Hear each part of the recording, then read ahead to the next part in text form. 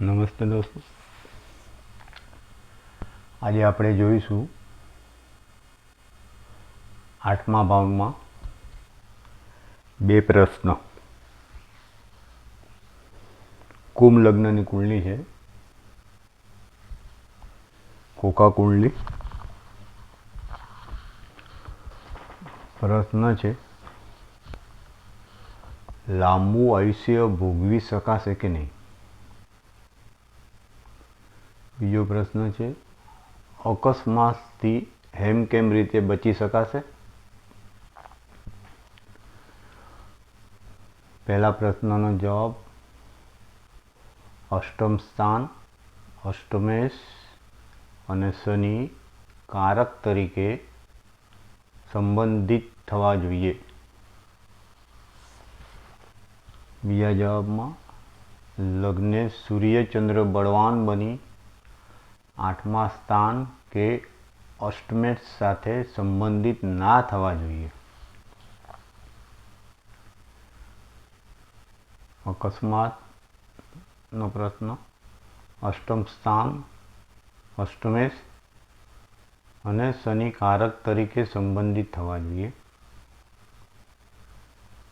કેન્દ્ર ત્રિકોણના સ્વામી અષ્ટમેશથી સંબંધિત ના થવા જોઈએ. મંગળ શુભત્વ પામી બળવાન બની શુભ ગ્રહોથી સંબંધિત થવા જોઈએ. કેન્દ્ર ત્રિકોણના સ્વામી કેન્દ્ર ત્રિકોણમાં હોવા જોઈએ.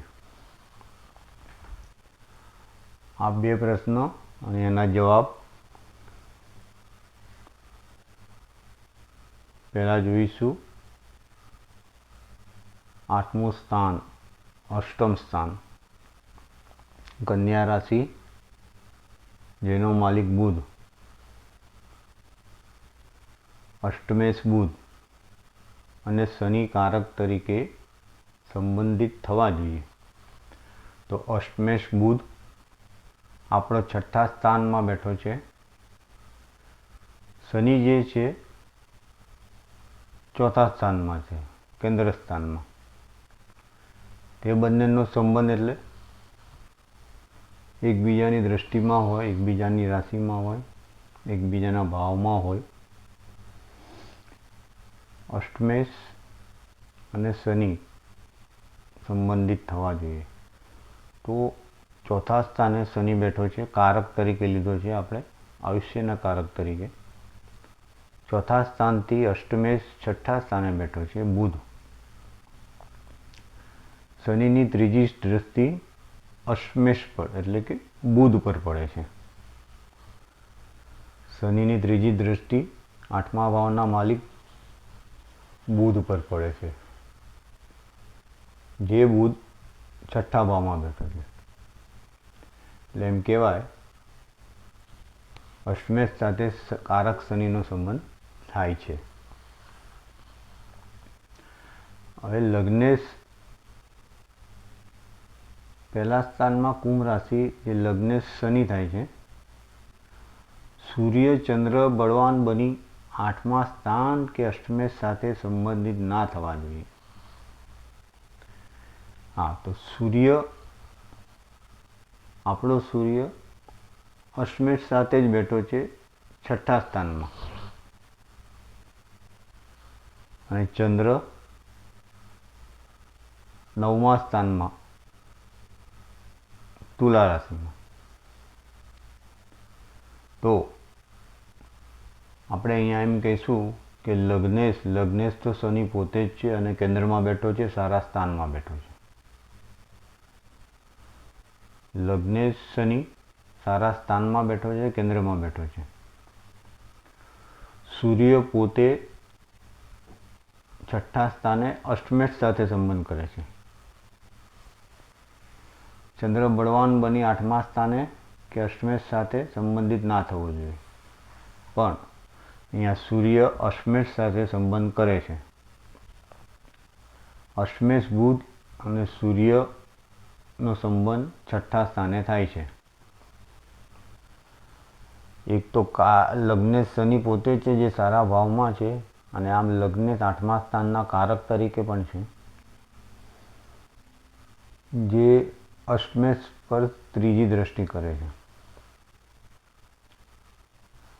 ને સૂર્ય પોતે અષ્ટમેશ સાથે સંબંધ ના થવો જોઈએ, પણ અહીંયા અષ્ટમેશ સાથે સૂર્યનો સંબંધ થાય છે.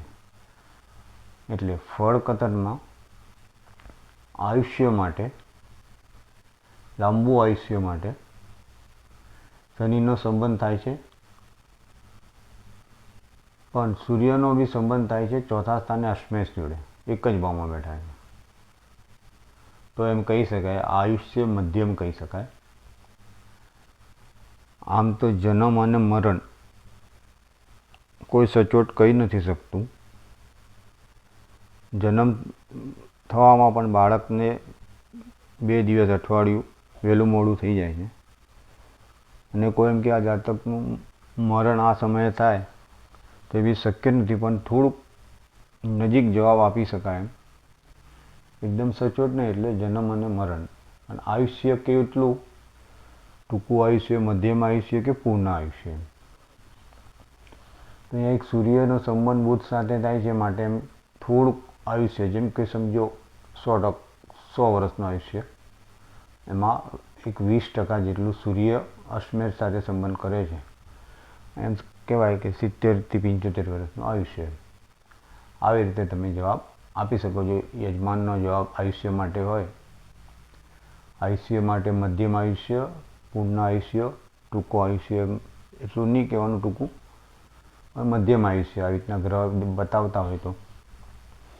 અને જેમ સૂર્યનો સંબંધ અષ્ટમેશ સાથે ના આવ્યો હોત તો પૂર્ણ આયુષ્ય કહેવાય. અકસ્માતથી કેમ રીતે બચી શકાશે? અકસ્માતથી એમાં પણ અષ્ટમ સ્થાન અષ્ટમેશ કારક શનિ તરીકે સંબંધિત થવા જોઈએ. બરાબર છે. અષ્ટમ ભાવનો જે માલિક છે બુધ, એની સાથે શનિનો સંબંધ થાય છે. શનિની ત્રીજી દ્રષ્ટિ બુધ ઉપર પડે છે. કેન્દ્ર ત્રિકોણના સ્વામી અષ્ટમેશથી સંબંધિત ના થવા જોઈએ. કેન્દ્રના માલિક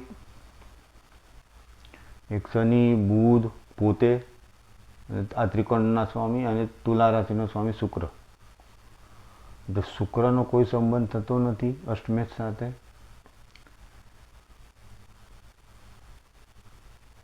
બીજું, કેન્દ્રના માલિક શનિ, શુક્ર, સિંહ રાશિનો માલિક સૂર્ય અને મંગળ. ફક્ત કેન્દ્ર ત્રિકોણના સ્વામીના સંબંધ અષ્ટમેશ સાથે ના થવા જોઈએ. એમાં ફક્ત સૂર્યનો સંબંધ, જે કેન્દ્રનો માલિક, 7મા સ્થાનનો માલિક થઈને બુધ સાથે થાય છે અષ્ટમેશ સાથે. જો મંગળ શુભત્વ પામી બળવાન બની શુભ ગ્રહોથી સંબંધિત થવો જોઈએ. મંગળ પોતે સારા સ્થાનમાં બેઠો છે, 7મા સ્થાનમાં બેઠો છે. તેના ઉપર ગુરુની 9મી દ્રષ્ટિ છે.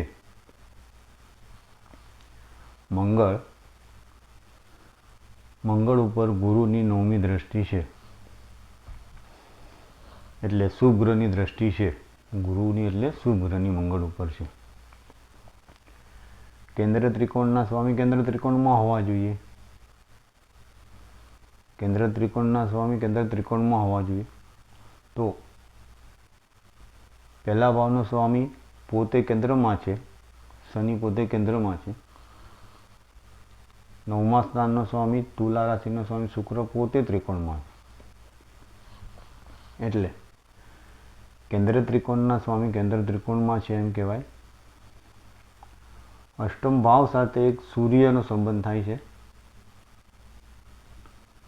અષ્ટમેશ સાથે સૂર્યનો સંબંધ થાય છે. અને મંગળ શુભ ગ્રહની દ્રષ્ટિમાં છે. માટે અહીંયા તમે એમ કહી શકો અકસ્માતથી કેમ રીતે બચી શકાશે.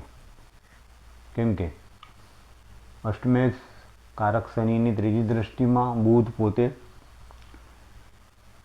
કેન્દ્ર ત્રિકોણના સ્વામીઓ કેન્દ્ર ત્રિકોણમાં છે, એટલે કે લગ્નેશ પોતે કેન્દ્રમાં બેઠો છે.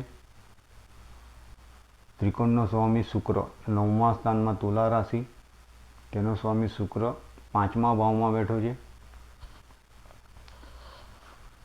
કેન્દ્ર ત્રિકોણના સ્વામી અશ્મેષથી સંબંધિત ના થયો, ફક્ત એક સૂર્ય કેન્દ્રના સ્વામી બનીને અશ્મેષથી સંબંધિત કરે છે બુધને. મંગળ પોતે કેન્દ્રમાં બેઠો છે, તેની ઉપર ગુરુની 9મી દ્રષ્ટિ છે. ઓવરઓલ અહીંયા 80થી 85% શુભ ફળ મળશે એમ કહેવાય, ફક્ત 15% અશુભ ફળ મળશે એમ કહેવાય. તેથી અકસ્માતથી હેમખેમ રીતે આ જાતક બચી શકશે. આ રીતનો તમે જવાબ આપી શકો.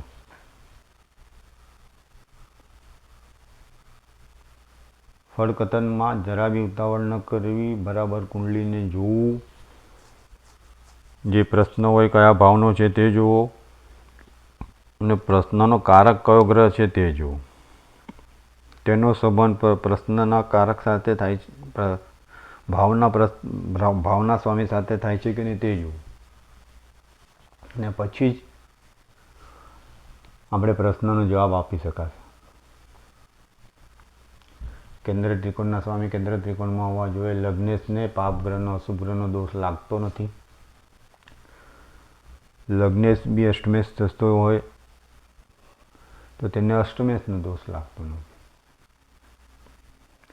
અને ગ્રહો શુભ ગ્રહથી સંબંધિત થાય છે કે અશુભ ગ્રહથી સંબંધિત થાય છે, આ રીતે બધો વિચાર કર્યા પછી જવાબ આપવો. અને જવાબમાં બી શોર્ટ આઉટ, મતલબ 50%, 70%, 80% કે 100%.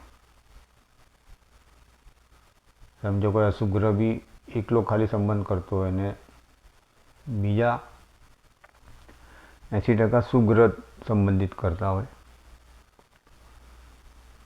તો એમ કરી શકાય આપણે 70-75% ઉપર શુભ ફળ આપતું તો શુભ ફળ જ આપણે ગણાય, અને 70-80% અશુભ ગ્રહથી સંબંધિત થતું હોય તો અશુભ જવાબ અપાય. આ રીતે તમે ફળકથન કરી શકશો. આજે આપણે અહીંયા સુધી રાખીશું. તમને મારો વિડીયો ગમે તો લાઈક કરજો, ના ગમે તો ડિસલાઈક કરજો. ધન્યવાદ.